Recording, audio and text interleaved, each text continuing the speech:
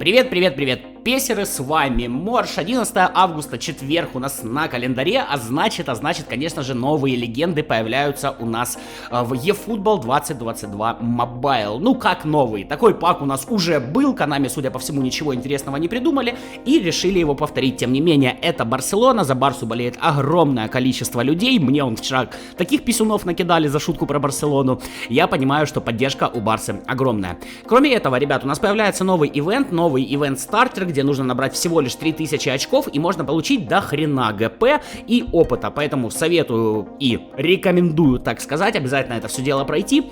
Всего 3000 набрать это не проблема и получите достаточно большое количество внутриигровой валюты. В принципе, можно кого-нибудь прикупить, вроде бы по сумме там писали, что около 200 тысяч ГП можно получить.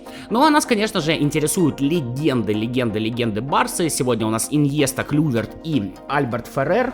К сожалению, Феррер имбища, да, который мы поиграли очень-очень мало, в 21 части он был просто шикарен, сейчас стал, конечно, похуже.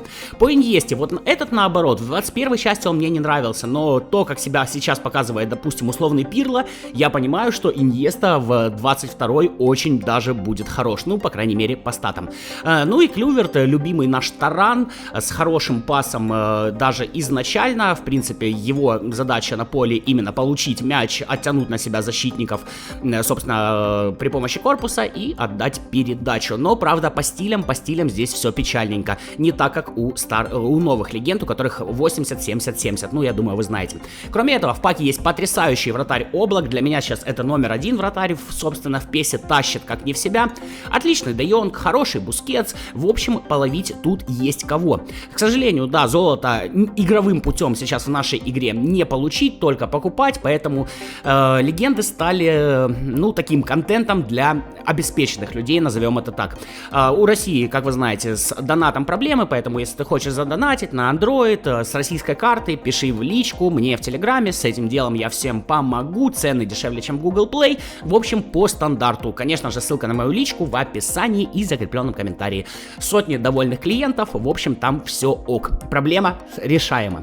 Ну, а я постараюсь кого-нибудь сегодня поймать. Да, немножечко я обленился, есть Испания, но тут 3 звезды, это плохо. Обленился я немножко, ролики выходят не так уж часто, ну честно, вот и лето, и жара, а главное в Mountain Blade я продолжаю залипать. Блин, эта игра меня абсолютно не отпускает. Я не хочу заходить в PES, я хочу заходить в Mountain Blade и брать очередной замок. Крутейшая, действительно крутейшая игра, не знаю, почему я так поздно к ней пришел, вышла она достаточно давно, но не отпускает меня она абсолютно. Но все-таки нужно делать перерывы, все-таки нужно на кого-нибудь записать обзорчик. В принципе, на другом аккаунте эти футболисты у меня есть. Ну, Феррера я в 22 части поймал, если вы смотрели, я думаю, вы помните. Снова 3 звезды, да. Феррера я в 22 части поймал, а Иньеста и Клюверт у меня есть с 21 части. В принципе, можно продлить контракты, можно сделать на кого-нибудь из них обзорчик. Вот я, правда, не знаю, на кого будет интереснее. Конечно же, на нападающего писать легче, потому что нападающий забивает, много хороших моментов, на Иньесту будет писать посложнее, но мне кажется, именно Иньеста в этой тройке самый интересный, потому что действительно в 22 части игроки, обладающие классным пасом, получили, так сказать, вторую жизнь. Вот те, которые обладают классным пасом, классным дриблингом, классным балансом, опять же, я думаю, вы помните мой обзор на Месси, блин, как он мне не нравился в 19-й, в 20-й, в 21-й, и просто как я от него кайфанул в 22-й. Действительно, получили новую жизнь. Выдала мне пятерочку из Барселоны, но, к сожалению, это Тер Штеген. Не совсем то, что мне нужно было. Ладно, золотишка хватает, почему бы и нет, продолжаем крутить, может, все-таки что-то интересное мне выдаст. Но Konami, если честно, я не совсем понимаю. Сегодня, кстати, они обновили некоторые трансферы, причем именно некоторые. Те, кто подписан на мой телеграм-канал, в принципе, видели, я опубликовал.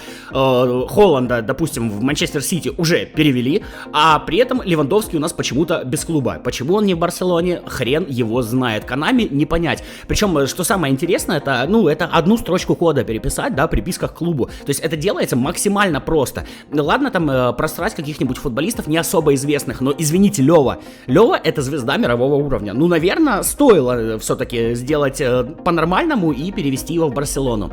Ну, пути японцев неисповедимы, да, у самурая нет цели, у самурая только путь, и путь Konami не поддается никакой логике и никаким объяснениям, к сожалению. Ладно, работаем с тем, что есть, так сказать. Я Konami изменить не смогу, вы Konami изменить не сможете, поэтому улыбаемся и машем, либо расслабляемся и получаем удовольствие, не знаю, кому как удобнее. В принципе, как и с легендами Барселоны сегодня, почему было нельзя ввести кого-то, ну, другого? Типа, карточки у вас уже в игре есть, сделать пак — это небольшая проблема, тем более у нас есть карточки, которые не появлялись еще ни в 21-й, ни в 22-й части. Если брать ту же Барселону, это Давид Вилья. Я думаю, за ним многие бы охотились. В принципе, можно было бы повторить пак с ЭТО. Кстати, ЭТО просто потрясающий в 22-й части, прям дико кайфую от него. Можно было бы ввести Кларенса Зейдорфа от Милана и, в принципе, повторить Милан, тем более, вы знаете, относительно недавно Милан у нас получил... как он называется, партнерство с Konami, конечно же, Милан и Интер. То есть, ну, были бы варианты, вот реально были бы варианты, если было бы желание. Ну, Konami решила почему-то повторить этот пак. Такое ощущение, что они ждут, когда у нас уже окончится сезон, чтобы они нам ввели новые премиум цели, собственно, новые паки, и вот там вот уже появлялись новые футболисты. По премиум целям, да, кстати, ребят, задавали вы мне вопросы. Я считаю, что следующие премиум цели, конечно же, будут на легендарных тренеров. Двоих нам засветили, это Кройф и Канаваро. Канаваро, конечно же... ну, с очень большой натяжкой можно назвать легендарным тренером, особо ничего он не выигрывал, ну, а Кройф, само собой, это величина. Пока что они есть в базе данных уже, пока что на их статы ориентироваться не стоит, здесь тот же прикол, что и с фиалками, да, то есть пока они не выйдут, мы не узнаем, сколько уровней у них прокачки, вот точно так же я считаю по тренерам, потому что на данный момент у Кройфа там условно, по-моему, у него основной стиль это владение мячом и контроль мяча, да, и у него уровень, по-моему, 86. Ну, типа, это несерьезно, потому что у Гвардиолы, которую можно купить за ГП, 87. И, типа, какой смысл от легендарного тренера, да, если можно купить обычного тренера, у которого еще и уровень выше. И поэтому на это я бы не ориентировался. Я считаю, что... ну, опять же, я руководствуюсь своей логикой, да, а Konami руководствуется своей. Я считаю, что там должно быть 90+. Ладно, 15 паков у меня закончилось, в итоге не дало мне ни хрена. Konami сегодня нарисовала мне сочный писюнец и решила никаких хороших футболистов не давать. Всего лишь один 5-звездочный, это Тер Штеген, и это, конечно, печально. Ну, ничего, нам не привыкать, так сказать, песеры готовы ко всему. Пиши, конечно, в комментариях, открывал ты этот пак или нет, может, поймал кого-то, потому что по-любому найдутся люди, которые за 100 золота вытащили легендарного игрока, с удовольствием их поздравлю с этим приобретением. Да, кстати, ребят, хотел сказать, по номинальным контрактам следите за сроком их годности, потому что уже есть люди, у которых номинальные контракты исчезали, они не успевали их потратить. На этом прощаюсь, как всегда, Морж, обзорчик на кого-нибудь обязательно будет. Как всегда, пока-пока.